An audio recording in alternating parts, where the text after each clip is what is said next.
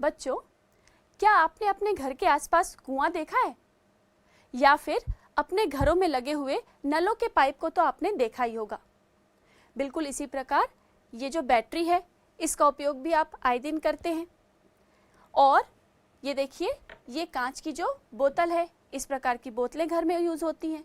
साथ ही प्लास्टिक के डब्बे, ऐसे छोटे बड़े डब्बे जिनमें आप घर के अलग अलग प्रकार के सामान रखते हैं। ये है सीडी रखने का डब्बा और ये है सेलो टेप का रोल। क्या आपको इन सभी सामग्रियों में कोई विशेष आकार दिखाई दे रहा है? बिल्कुल सही, ये सभी बेलनाकार हैं। बच्चों, बेलन के बारे में तो हम सभी जानते हैं कि ये एक त्रिविमीय आकृति है और त्रिविमीय आकृति को हम द्विविमीय आकृति से प्राप्त कर सकते हैं। तो चलिए लेते हैं हम फिर से ये आयताकार शीट और इस आयताकार शीट से हम बनाएंगे बेलन। तो बच्चों, हमने ये एक आयताकार शीट ली है, यानी कि इसकी लंबाई और चौड़ाई अलग अलग होगी। यदि हम इसे इसकी लंबाई कहें और ये इसकी चौड़ाई हो तो यहाँ हमें दो प्रकार से बेलन मिल जाएंगे। एक बार इस शीट से मिलेगा बेलन जब हम इसे इसकी लंबाई के अनुदिश घुमाएंगे और एक बार हमें मिलेगा जब हम इसे चौड़ाई के अनुदिश घुमाएंगे। तो जब मैंने इसे इसकी चौड़ाई के अनुदिश घुमाया तो देखिए एक बेलन हमने बनाया है इसी साइज की शीट से। ये है, ये देखिए। तो जब हमने बेलन बनाया तो इसके दो आधार, ये आधार कैसे हैं देखिए, ये वृत्ताकार है। यहाँ पर भी ये वृत्ताकार आधार हमें बेलन के मिलते हैं। और बिल्कुल इसी प्रकार जब हम इसे इसकी लंबाई के अनुदिश घुमाते हैं तो हमें ये जो बेलन मिलेगा, ये देखिए, ये बिल्कुल इस प्रकार का होगा। और इसमें भी ये इसके दो जो है, ये देखिए, ये इसका वृत्ताकार आधार। ठीक है। अच्छा बच्चों, बताइए कि ये जो आधार आपको दिखाई दे रहा है, इस आधार की परिधि, क्योंकि ये वृत्ताकार है तो ये क्या कहलाएगी, उसकी परिधि। क्या आप इसकी परिधि के बारे में कुछ बता सकते हैं? ये जो हमें आधार मिला था, ये कब मिला था?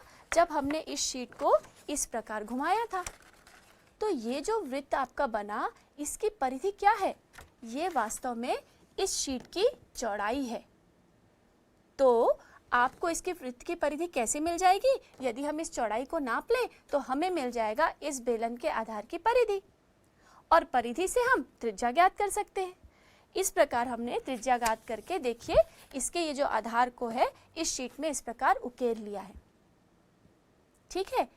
तो अब हम इनकी सहायता से बात कर सकते हैं बेलन के वक्र पृष्ठ, बेलन के संपूर्ण पृष्ठ और बेलन के आयतन की। चलिए सबसे पहले बात करते हैं बेलन के वक्र पृष्ठ की। ये देखिए, ये हम यदि इसे इस प्रकार इसके आधार के ऊपर रख दें तो आप देखिए बेलन का वक्र पृष्ठ मतलब ये वक्री सतह जो बेलन की आप देख रहे हैं, इसे हम बेलन का वक्री पृष्ठ कहते हैं। इसका मान कैसे निकलेगा? इसके लिए सूत्र आप कैसे निकाल सकते हैं? देखिए, ये हो गई वृत्त की परिधि और यदि इसका गुणा हम इस बेलन की ऊंचाई, अभी इसे h मान लेते हैं, तो परिधि कितनी हुई वृत्त की? 2 पाई r, और उसका गुणा हो जाएगा बेलन की ऊंचाई से, यानी कि 2 पाई r h। ये हो गया बेलन का वक्र पृष्ठ, 2 पाई r h वर्ग इकाई। अब यदि हमें बात करनी है बेलन के संपूर्ण पृष्ठ की, तो इस वक्री पृष्ठ के अलावा आपको उसमें जोड़ना होगा इन दोनों आधारों के क्षेत्रफल को। तो ये दोनों आधार का क्षेत्रफल कितना है? वृत्त का क्षेत्रफल कितना होता है?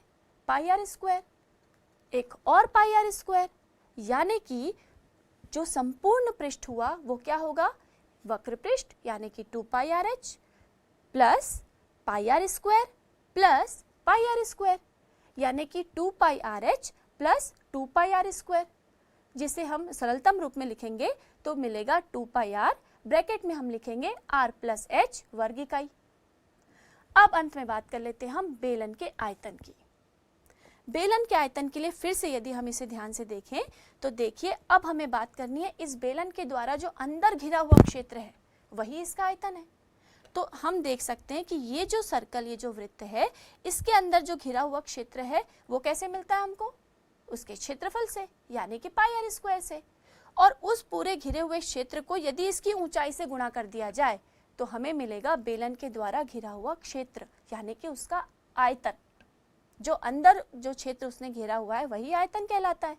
तो वो हो जाएगा पाई आर स्क्वायर इंटू एच घन इकाई, यानी कि बेलन का आयतन हो गया पाई आर स्क्वायर एच घन इकाई।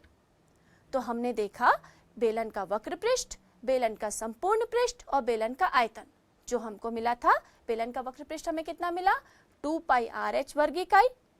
बेलन का संपूर्ण पृष्ठ मिला 2 पाई आर कोष्टक में r प्लस एच वर्ग इकाई, और बेलन का आयतन मिला पाई आर स्क्वायर एच घन इकाई।